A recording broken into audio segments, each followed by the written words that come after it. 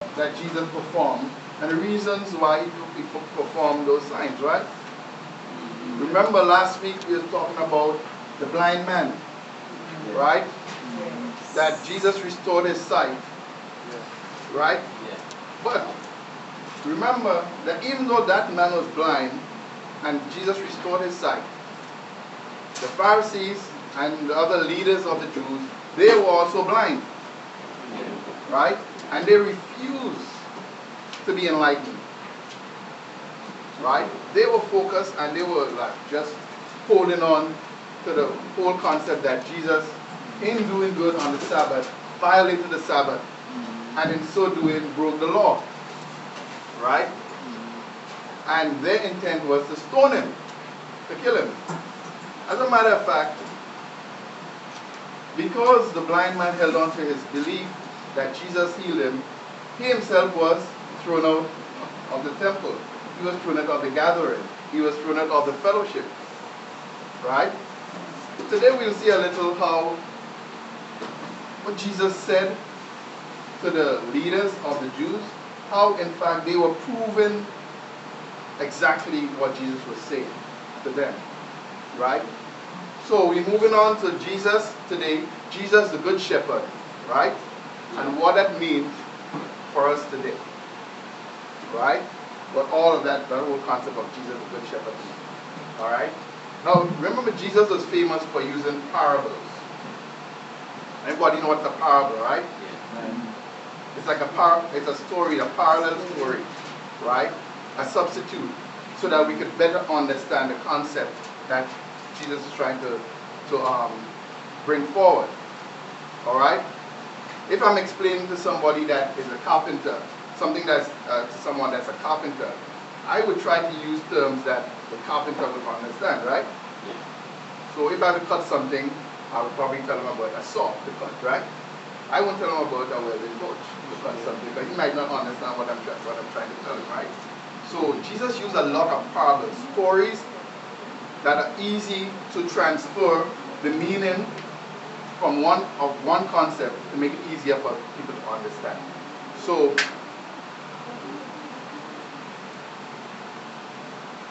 okay, so let's turn to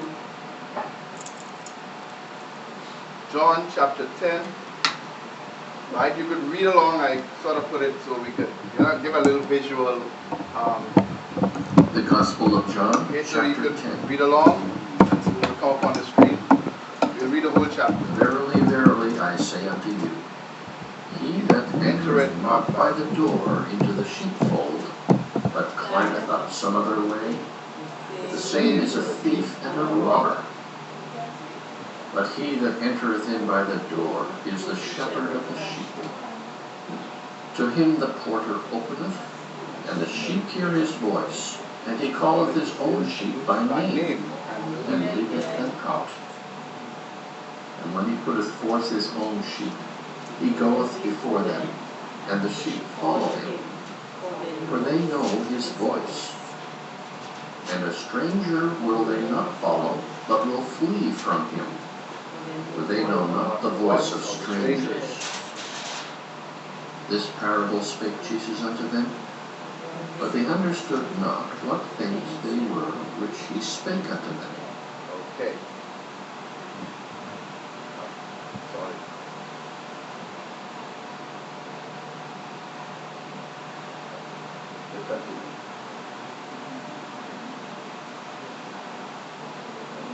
For they know his voice. And a stranger will they not follow, but will flee from him, for they know not the voice of strangers. This parable spake Jesus unto them, but they understood not what things they were which he spake unto them. Then said Jesus unto them again, Verily, verily, I say unto you, I am the door of the sheep. All that ever came before me are thieves and robbers, but the sheep did not hear them. I am the door. By me, if any man enter in, he shall be saved, and shall go in and out, and find pasture. The thief cometh not, but for to steal and to kill and to destroy. I am come that they might have life, and that they might have it more abundantly. I am the good shepherd. The good shepherd giveth his life for the sheep. But he that is an hireling, and not the shepherd, whose own the sheep are not, seeth the wolf coming, and leaveth the sheep, and fleeth. And the wolf catcheth them, and scattereth the sheep. The hireling fleeth, because he is an hireling, and careth not for the sheep. I am the good shepherd, and know my sheep, and am known of mine. As the Father knoweth me, even so know I the Father. And I lay down my life for the sheep. And other sheep I have, which are not of this fold. Them also I must bring, and they shall hear my voice.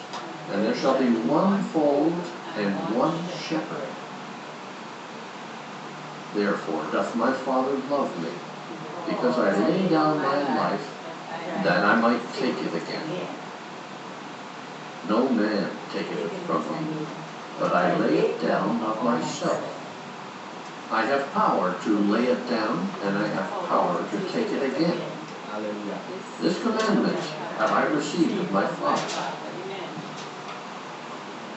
There was a division, therefore, again among the Jews for these sayings, and many of them said, He hath a devil, and is mad.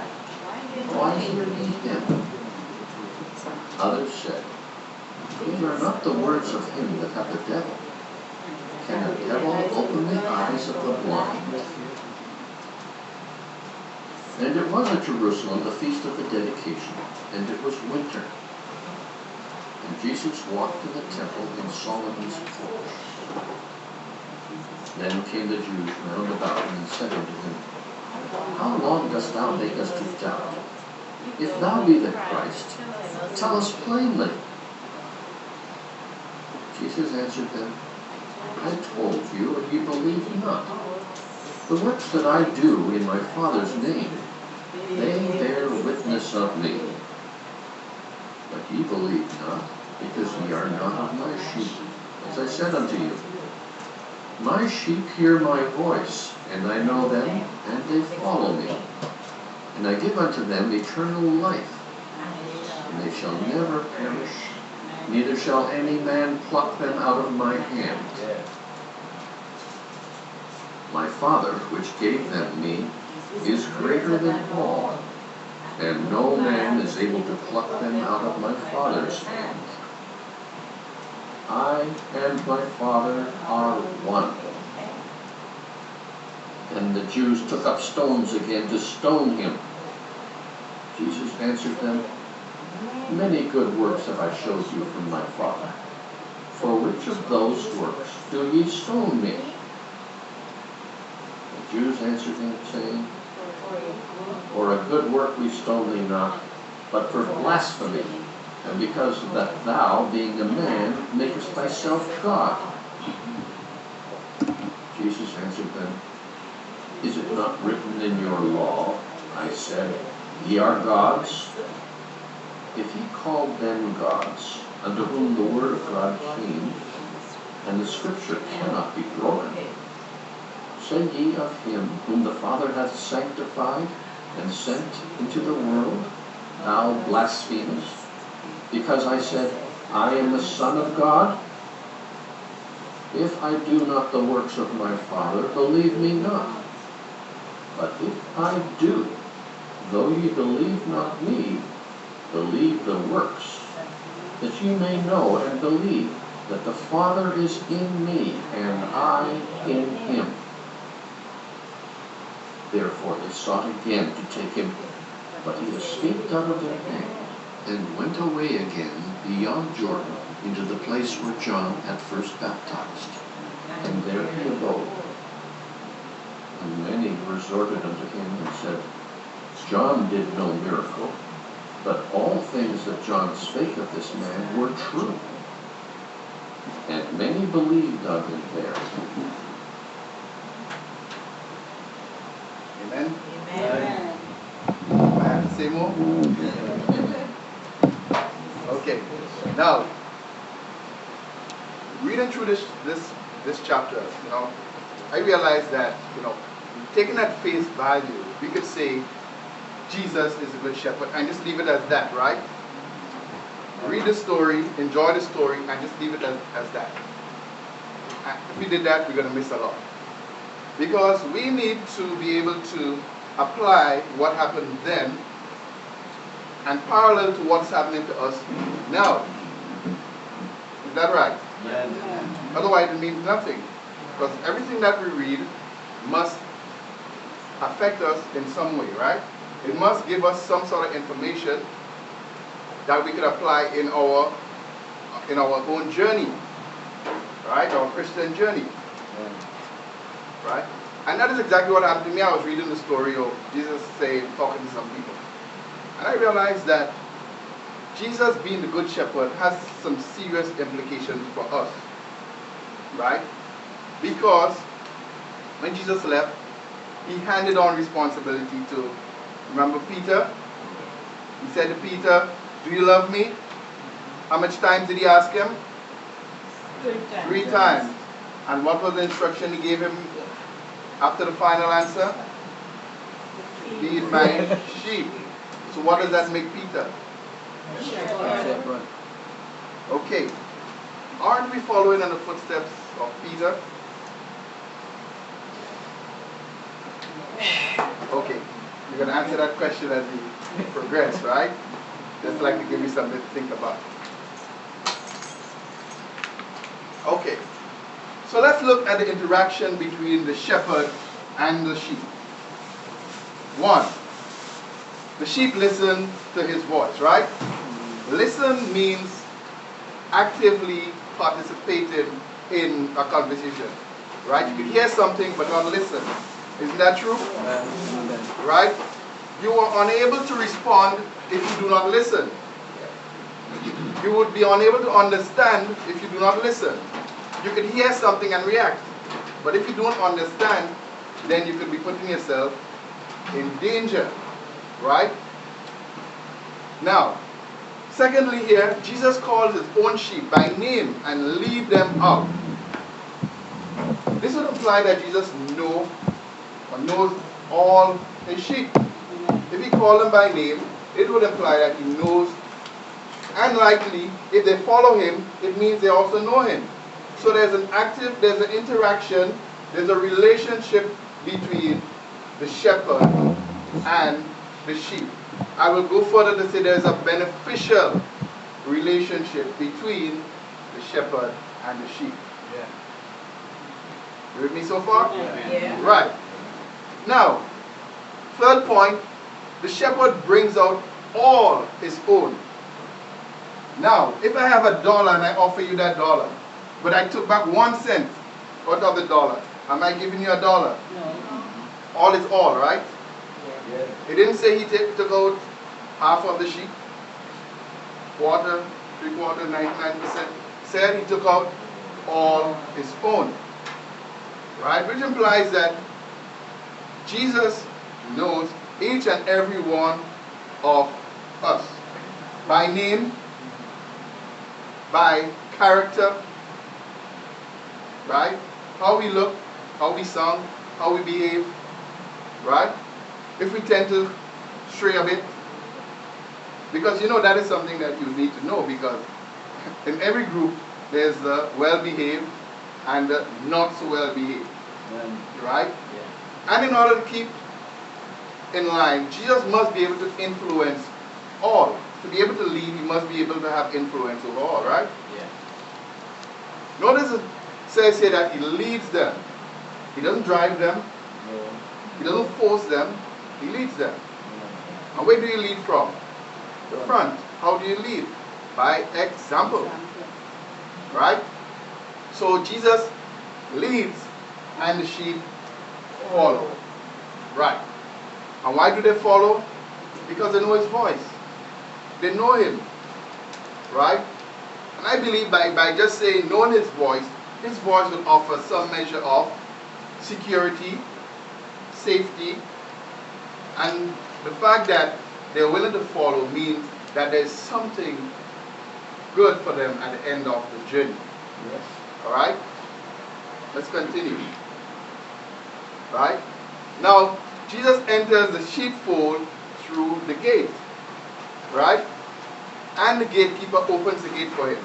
Now, in this setting here, it implies that the sheep are being kept in a village, right? It's recognized that Jesus is the shepherd of the sheep. Right? When he comes to the sheepfold, he is recognized. Isn't that so? Yes. And the person who is the keeper of the gate will open the gate for him.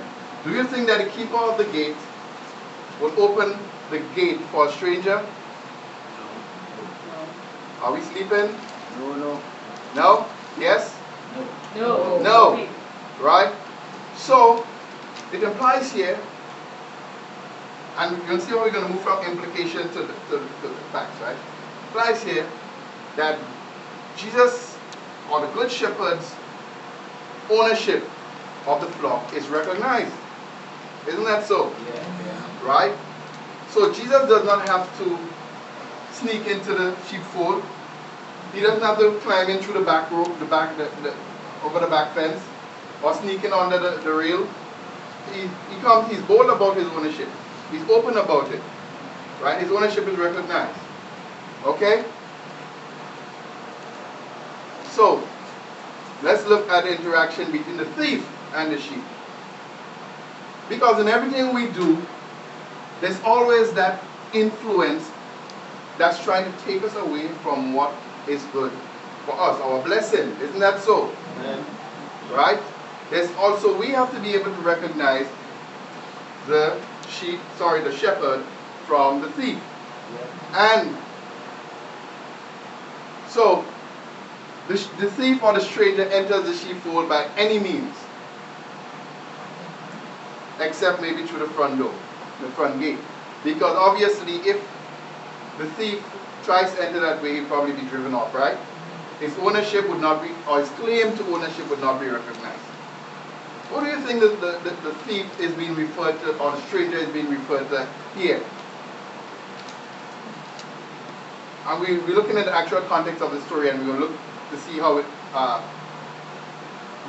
in our life now, who it might be referring to. So when Jesus was talking about the thief or the stranger, who do you think he was referring to? Devil. The devil? Indirectly, I would say. Who was he speaking to? Who was he speaking to at this time? The Jews. But what particular section of the Jews was he talking? Where was Jesus talking at this time? In the temple. So who was he addressing? Now this is very important because we're going to see why in a while, right? Who was he referring to as the thief or the stranger? Do you think he was actually referring to an actual thief, someone that was, like break open your house and steal something? He was speaking to, but who specifically at the point was he speaking to? Who? He was in the temple, right? He was talking to some people. Who was he specifically speaking to? The Pharisees, the leaders of the Jews, right? Now this is very important because he is referring to them as a thief or stranger. Implies that they were not doing what they were supposed to be doing in terms of leading, right? What were they stealing? They were stealing the people's blessing, right? If you actively cause someone to move away from God, what are you doing? You're excluding them from the blessing. You're robbing the blessing, aren't you? Yes. Now remember, being away from God, death is defined as absence from God, turning your back on God. That's death, right? So you'll see later on, okay, in the bottom there, but let's continue first. So the sheep will never follow a stranger. That's true, right? Because the sheep doesn't know what the stranger has to offer. But in Christ, we know what's there for us, right? They would run away from him. They would not recognize his voice, obviously, right? Now the thief comes to steal, kill, and destroy. Now here Jesus is not talking about literal kill, to steal and destroy. Right? Kill, steal. Right? Because Jesus here was referring to the Jewish leadership. Further on, you're going to see where Jesus actually said, right, that all who came before him were what? Thieves and robbers. Now, he was not referring to Moses and John the Baptist and so on. He was referring to the Jewish leadership because they, in their blindness, right, and in their attachment to doctrines such as, keeping the Sabbath and all of that, were leading the people away from God. Right? What was the reason Jesus came? Right? Jesus did not come to steal, to kill and destroy. What did he come to do? To give life. Okay? So, now the chapter is a bit long, so what I did, I just went through and extract some of the main points. Right? Of course, if you think I missed anything, feel free to bring it up. Right? But for the sake of time, when you bring a point, just keep it as short as possible so it gives other people the opportunity to share also, right? Alright, so now we have seen the interaction between the shepherd and the sheep, and the thief and the sheep. Who would you prefer to interact with? Come on. The shepherd. The good shepherd, that is, right? Because at the end of the day, we have good shepherds and we have bad shepherds, right? No. Don't mix that up, the bad shepherd with the thief. Because the thief's intention is to steal, kill, and destroy. The bad shepherd, he might have good intent, but what happens when the wolf comes? You'll see to it. He runs away. Alright? He runs away. Okay, so let's look at some of the things Jesus said in this chapter. Right? And if you have any questions as we go along, feel free to bring it up. Any comments, feel free. Alright? Because this is Christian education, Sunday school. Alright? So some of the things Jesus said. I am the good shepherd. Jesus declared that he is the good shepherd. Right? And with that comes a lot of responsibility. Right? He said, I will lay down my life for my sheep. Right? Now, this is a very serious statement, you. No better love has a man than to lay down his life for his sheep, or his friends. Right? Now, in the cold light of, if I ask anybody, would you lay down your life for your best friend? What do you think the answer is going to be? No. Now, we can say yes, but in our heart, what do we mean? We really mean it. The test is always at the time. Somebody could ask you a question now. You say, okay, can you walk down to the end of, can you run from here to the end of the flat bush? And you could say yes, but the test is always, as they say, the old people say, the proof of the pudding is in the tasting. Right? So you can boast and say whatever you want, but when asked to do it, that's the point where you have to prove yourself. Right? Now, this is a very important thing because you start getting a pre-shadowing of what is to come. Because Jesus is giving you an idea of what is to come. Right? And as we go down further in the chapter, you'll see. Right? Jesus said, I am the gate. Whoever enters through me will be saved. Now, Jesus here moved from saying he's the shepherd to saying he's the gate. Now, a gate is a very important thing, right? A gate could have dual functions, A gate could offer protection or it could offer oppression, right? It could trap you, right? So is Jesus saying here, listen, if you enter me, I'm going to trap you and you will be saved? Let's see what happens. But this is very important. Jesus is saying, I am the gate. Whoever enters me will be saved. I believe Jesus is saying that you enter this gate, you will be protected. Alright? So Jesus also said, the hired hand is not the shepherd and does not own the sheep. Yeah. Right? Now in Grenada we have a culture of people driving bus, right? Or Trinidad, or whatever island you're from, right? Now, traditionally, who takes better care of the bus? The owner driver or the hired driver? The The owner. owner, we know that for a fact, right? You see it with your own eyes. Mm. It's a similar concept here. The hired hand, yes, well, he's being paid to look after the sheep, but he don't have much invested interest in the sheep. So if he sees some danger, what's he going to do? He's going to run, right? Jesus says, I know my sheep and my sheep know me, implying that there is a relationship between the shepherd and the sheep, right? We said that already, right? So the sheep will listen to his voice. So, okay, before we move on here, this second before the last point, right?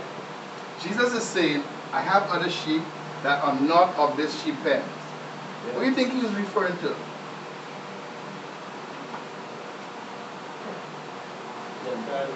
The Gentiles. Us, right? Now, something I noticed in this chapter, Jesus is very thorough in his explanations, you know. Very thorough. He included everything. Right? And I can imagine Jesus was just sitting there, quietly speaking to these people, but being very, very firm with the points he's making. You with me? So now, Jesus is including everybody. Right? He said, they too will. Now, notice the tense, huh? This is future tense, not pre-tense, right?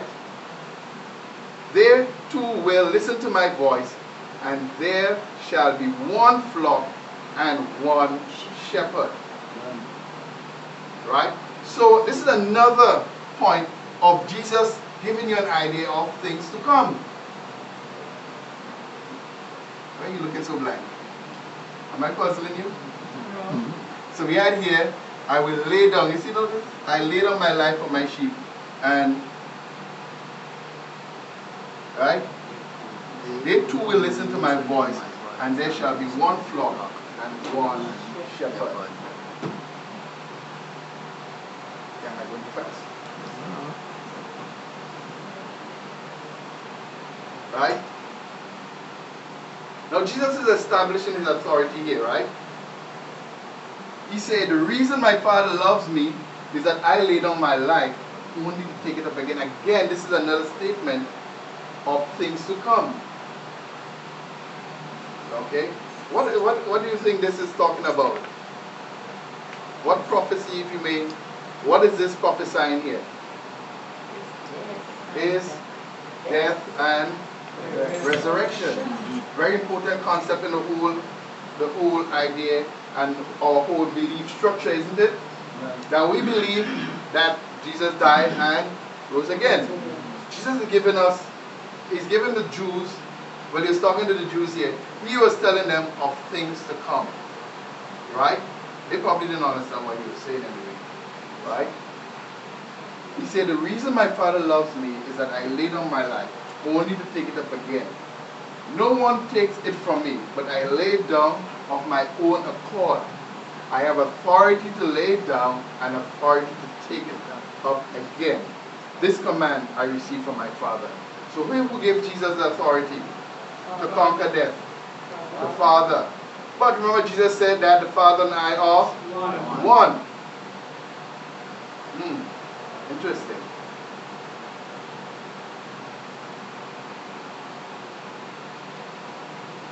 I bet you're going to go back home and read that chapter again. Right? I didn't believe that chapter was so deep until I actually started reading it. So here Jesus is. I'm sorry, Peter. So what does that oneness mean? When he says that my Father are one, what does it mean? Because obviously he's saying that he's making a distinction now between him and his Father. He said, my Father gave me the power. That's a distinction. Right. But before you say that, he said that and my Father are one. So how do we clarify that? Is there confusion or something like that? No, because remember, and this is a lesson we spoke about before. We spoke about this in the lesson, right? Jesus is God. Where? He take on the body of a man right? So that he could